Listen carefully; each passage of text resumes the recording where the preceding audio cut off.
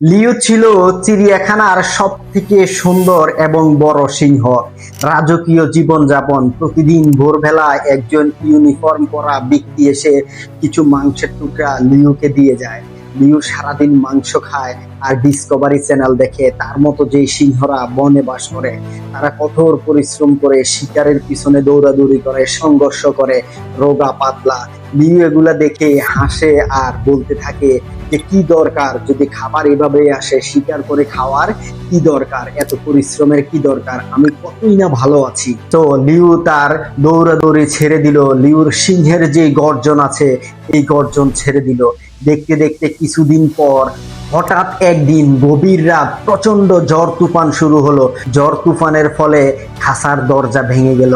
লিউর সামনে আসলো অপুরন্ত স্বাধীনতার সুযোগ। তখন লিউ শোয়া থেকে উঠে দাঁড়ালো।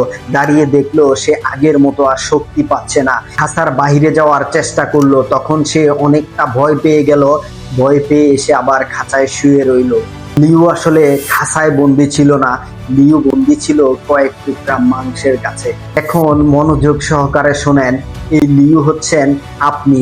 আপনার বর্তমান চাকরি বা কাজ এটা ভালো লাগে না ঠিকই, কিন্তু মাস শেষের স্যালারি পেতে আপনার খুব আনন্দ লাগে। আপনি আপনার জীবনকে ঘৃণা করেন, আবার অনিশ্চয়তাকেও ভয় পান। আপনি লড়াই করা ভুলে গেছেন, কারণ আপনি আরামে অভ্যস্ত হয়ে গেছেন।